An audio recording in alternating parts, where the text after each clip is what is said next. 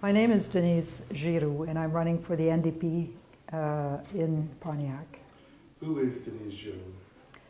Anyone who knows me can attest to the fact that I've been fighting for social and economic justice all my life.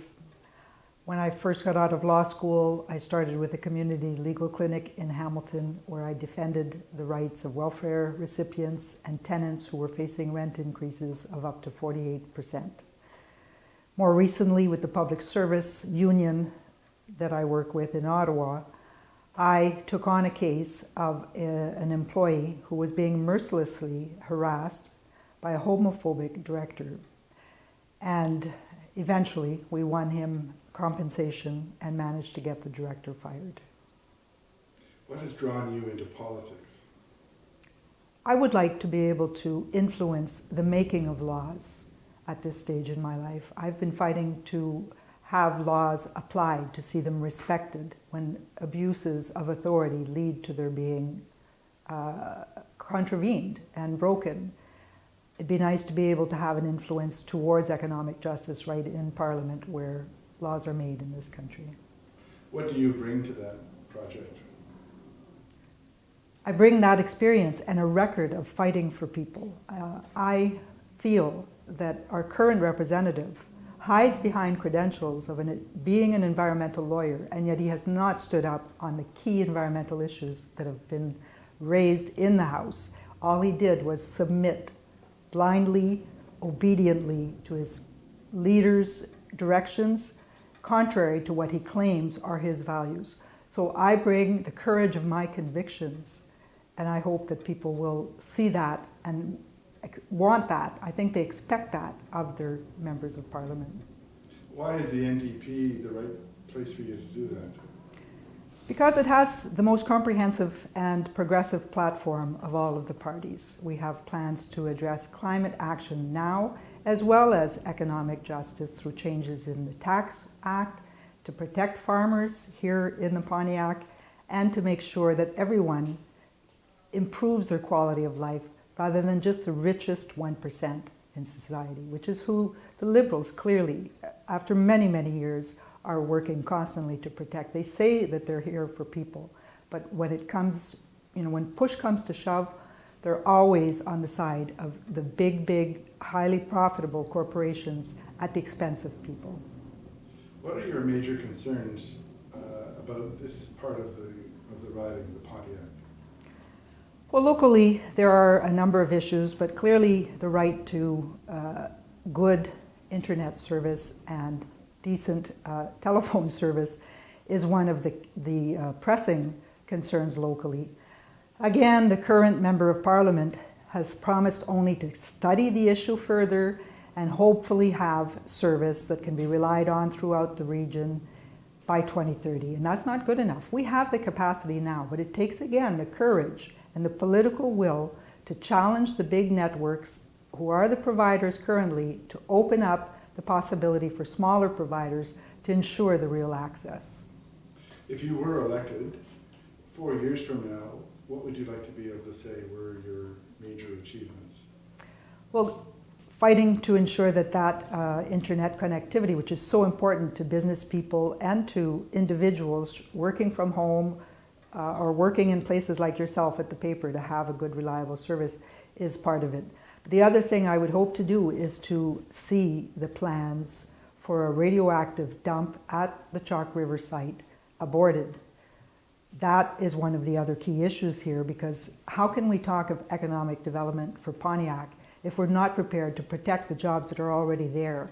And if we put at risk the Ottawa River, from which many people get their drinking water as well as recreational businesses relying on it and so on, then we're not doing our job. And again, Mr. Amos, the outgoing MP, has bamboozled people or hoped that the issue would fly under the radar. Let us let the process work itself through to the end. Let the evidence speak for itself, he said. But just last week, the Atomic Energy Agency, International Atomic Energy Agency, came out with a highly critical report of the Canadian Nuclear Safety Commission, which is not expecting and holding organizations who are hired to deal with radioactive waste in this country to even the most minimal standards. They're putting us at risk, and people need to know that that consortium that has been entrusted with this process, that Mr. Amos is so willing to allow to happen, is run by SNC-Lavalin to the tune of $1 billion a year. And I don't trust that process. I don't trust SNC-Lavalin, and I don't trust the Liberals to take care of the Ottawa River. The plan is poorly thought out, and the international agency says that Canada needs to come up with a strategy and policies to address nuclear safety in this country. They've let people down, and it's not good enough. We deserve better. Where are you on the subject of climate change? I'm very concerned about climate change and the climate science and what it tells us about the future. Our riding has been obviously impacted by the floods in particular, as well as tornadoes in the region. And we have not, again, successive governments have not put into place the plans to allow us to adapt to the reality that is going to be our new reality, nor have they put into place the plans that we need in order to address climate change and rein it in. We're at the tipping point, and our platform has very concrete ways of tackling climate change currently, now, not tomorrow, not 5 years from now. The last 4 years have been squandered. We've not moved ahead on this file, and the NDP will move ahead. I will fight as the Member of Parliament for Pontiac to ensure that that happens, and I am happy to work with other representatives who are ready to stand up for that fight. Where are you on the question of the secularism legislation in Quebec? I think it's a very sad law, personally.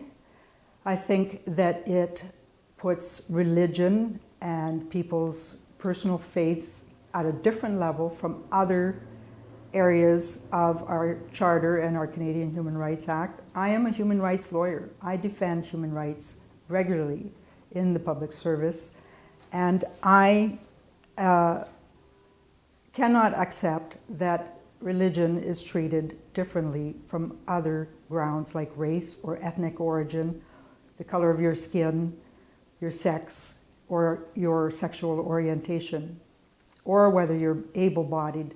And so I think it's very sad, and I do hope that Quebecers will come to realize that it is not consistent with the values that we generally hold in this province.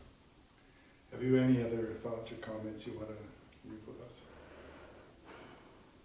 I think if we keep doing things the same old way in this country and voting Conservatives or Liberals in and out, back and forth, that we're just going to keep getting the same results. We have to try something differently. And if you want a Member of Parliament who is prepared to stand up and who has a record of standing up for people consistently, not hypocritically, not inconsistently, not submitting to the party line, but fighting for people, I think I am the person who can do that, and I have a record of doing that.